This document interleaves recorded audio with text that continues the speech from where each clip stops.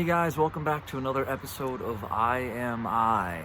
My name is Joshua Ansley, aka Moses. And today we're going to talk about doubt. Doubt. What a bitch doubt can be. See, doubt's kind of crazy because it's actually just like any one of these principles. First of all, it's something that we all have, right? So it's kind of like ignorance and fear and things that we don't want to admit that we have, right? But it's the dark night aspects, right? It's the shadow aspect, but it's not necessarily a bad thing. Just like fear is something that can be a valuable asset. It's when it's not used in its proper proportion or in the proper place to understand what it's for, right? So doubt has its place. It's very powerful to doubt. Doubt can actually help us really understand our beliefs deeper and see what beliefs are really serving us and which ones are not, right? So it's powerful to have doubt. It's not a comforting feeling, so it's one of those uncomfortable spaces that we don't want to go, but it's an essential place. It's when we get overridden by doubt, and it could be so powerful. And I had it this week a lot, right? And so we have to be careful of doubt. The one thing, obviously, that have to be careful of is doubting ourselves, right? And so that becomes a dangerous place because for some of us, we don't have the ability to know what the best way is, right? We're not in clarity, we're in confusion or something like that. And that's part of the process. That's actually part of the finding ourselves and understanding ourselves. It's, where doubt can arise in those spaces. And that is dangerous because how do we find this balance of being able to seek out clarity even from other people, right, without doubting ourselves? And that is a tough thing to do. And that's actually what is so important to get into this work of knowing yourselves on deeper levels and deeper layers, to know your limits, to know your boundaries, to know what works for you, and to know who you are, because it's so easy to forget. I mean, honestly, it's just easy to forget the divine nature of our core. I mean, none of us really fucking remember it. None of us really even know it, right? And so that doubt can come it's so easily there because we have this external world just knocking at our door, at our senses, the door of our senses, every single fucking day, every moment of the day, right? That this mind of duality says, I'm not enough. It's constantly comparing to something else. It's constantly in this world that we need to perform and achieve and accomplish or something like that. So doubt is going to constantly be there in a way. And then if you have if you're anything like me, I mean, there's incredibly low self-esteem, right? Incredibly low self-worth that I have to watch out for because it doesn't seem like it's just some mentality that I have. It seems like reality. It seems like the harsh reality coming in, the harsh reality of life, right? These things that I have to just accept and deal with. And it's a balance to find which ones of those things are actually just a radical acceptance that I have to accept, and which ones of those things, it's like making this new record, right? And I'm like sitting there and I'm going, all right, I'm 40 years old and I'm making this record, and what's going to happen? What do I expect is going to happen? I have to watch my expectations, but it's not even about the expectations of the outcome. It's doubting that doubt of the outcome is now hindering my process to actually take action to make it happen in the first place. And I don't even know what the outcome is going to be. So you have to be careful of what the doubting the outcome, of looking forward into the future and bringing doubt into that space, because that will bring doubt into the very essence of who we are now. And it was, there's that great quote of, what would you do if you knew you could not fail? Right? I guess it's not a quote, it's a question, I don't know. Right? So what would you do if you knew that you could not fail? It doesn't matter if you fucking fail or not, but what would you do if you knew that you could not fail? What action would you actually take in this world if there was no doubt, right? So getting back into that space within ourselves, this week it happened for me because, I do a lot of spiritual teaching. And it's like almost impossible to not doubt, right? I wish it was just one that you could throw into the fire and I would still just say, no, yes, I believe and have faith in it. But it's so freaking hard because it's not a tangible thing.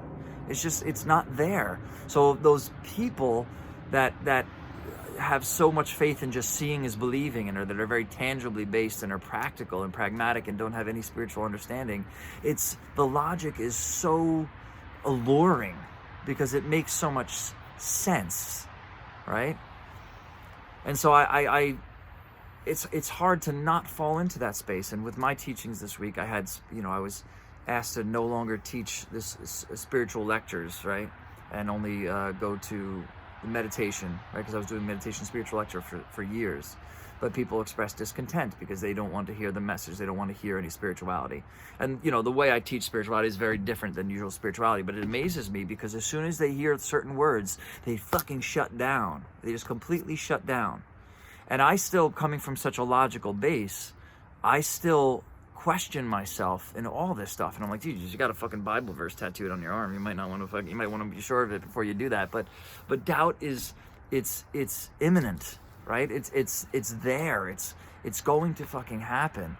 Mother Teresa, there's her diaries. She's riddled with doubt, riddled with it, right? And yet she knew there was something deeper inside of her that knew that she had to continue to teach these things. She had to continue to tell people that it was there because she knew it was there, and because doubt really belongs to the mind.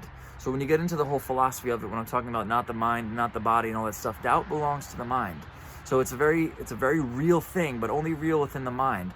So a lot of the teachings that I talk about are coming from the other side, or outside of the mind. And some teachings are understanding the mind. Ignorance is born of the mind, right? And fear, it's all of the mind. Those are things that work in duality, right? You have to be in duality. You have to be afraid of something. When you're living in this world of duality, that's okay. That's actually practical because it's a survival mechanism, right? So doubt is a survival mechanism. To really doubt the situation and to take a look and to question everything. And that's why I actually love Hindu philosophy, because in the Vedantic philosophy, it's like, no, question everything. For some people, it might be like, no, you don't have to question everything because you drive yourself crazy. Just trust in this, right? So doubt is something that when it comes in, it has to be understood and recognized as doubt, right? And so when we can, any one of these things, it's like recognizing our character defects is recognizing, okay, that is doubt, that's coming in, as opposed to just recognizing it as fact, that I'm not worthy or I'm not good enough. Actually recognize these thoughts and recognize them and see them as doubt. And understand that then you can go to the opposite, go back to faith, right? And faith is such a difficult thing, and it's amazing because doubt will also help us really look at our own beliefs to make sure it's really that we're really flushed it out, right? So when I had this doubt this week, because somebody came in and it was like they asked me, because I teach in recovery, in alcohol and drug recovery and stuff like that. And they asked me to no longer teach it because people didn't want the spirituality, right? So then I had this whole, you know, is it ego, is this or that, all these different places to go, like, or I'm not good enough, or like, it wasn't even like, I'm not sitting there consciously going, I'm not good enough. It's just a feeling of like, right? And that's that doubt bringing in all this other stuff. Because then I start to doubt myself. I start to doubt the validity of my own experience and my own teaching and my own understanding and my own intuition and all these other things. And it started to cripple me. And it's like, then I start to look at these things, everything that I teach over the last, 5 years, basically, or in this vlog, 3 years, right? Is that looking at understanding it doesn't even matter what you have faith in, as long as you can create what you have faith in. It's understanding that we're using these tools to help the mind operate in a particular way, to help the mind operate in faith. So when you operate in faith, it's transformative to your mind, right? So you can create your own understanding of God, whatever the hell that is for you, instead of it being forced into some way of what, God wants you to be or expects you to be this way or this and that and that. It's understanding that you operate best in this way, and what sort of mentality is going to bring you into that space, a God of love and caring and understanding or whatever. And so that if I move into that space of faith, I'm just now basically tricking my mind into believing that. And that moves me into a space of grounded and steady understanding that I can move forward and take action from there, right? So not allowing ourselves to be crippled by doubt, just by recognizing it as doubt, as seeing it as doubt, and as seeing it as a very tangible, palpable thing, and be willing to work through it, to be worked through whatever needs to be worked through, to come to a resolution, to come to clarity. That's where doubt can actually bring clarity in this world of duality that is something powerful. It's like there can be no light without the dark, right? There can be no clarity without the doubt, and the doubt can bring us into that space, right? And so if you know that there's something deep inside of you, like that teaching that we are absolutely divine at our core, I don't give a fucking rat's ass what anybody says. And I do, and that's the issue, is like I need to remind myself, because I obviously do, because I start to doubt, because one atheistic lawyer, you know, in the bunch now actually like spoils it, because he doesn't want to actually, he's paying the money and he doesn't, out of his own pocket or whatever, and doesn't want to be, you know, talking about spirituality. It's like, dude, you're missing. It's like, how's that working out for you in your recovery center and your alcoholism and drug addiction? And I have to stay away from being sarcastic, right? But understanding, like, dude, these are people that are not open up to these other possibilities. So don't shut myself down. Stay open in my possibilities, and not let myself be ruled by someone else's mentality, right? That I have to go deep down into myself then again and find that ability to actually move it from within and press it out. Speaking about boundaries last week was actually like setting my boundary and be like, okay, I have to go along with whatever for right now. They're not going to be any longer teaching the spiritual teachings, but I keep having people come to me being like, my God, you saved my life, which is, it can be very egoistic to me to be like, that I saved their life. It's not really me, it's the teachings. But it shocked me that because one person didn't want to hear about spirituality, and it's like from a completely different perspective than just like God, blah, blah, blah. And this is we don't get these principles anywhere. That's the issue, is that we don't really get these principles. Like, you go to church and you have to hear about Jesus or something like that, which is all well and fine, right? But if I don't believe in Jesus, then where am I going to get these principles that are actually really powerful and life transforming?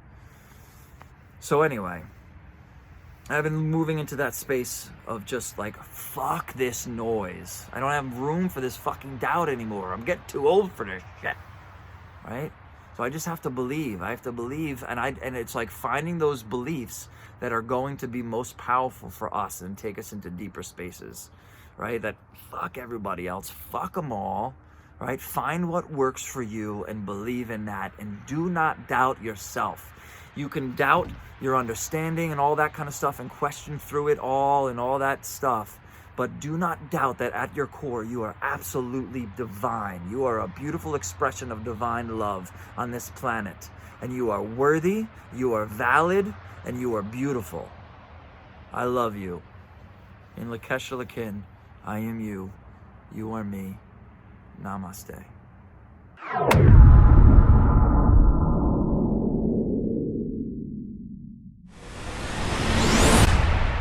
What? Too much?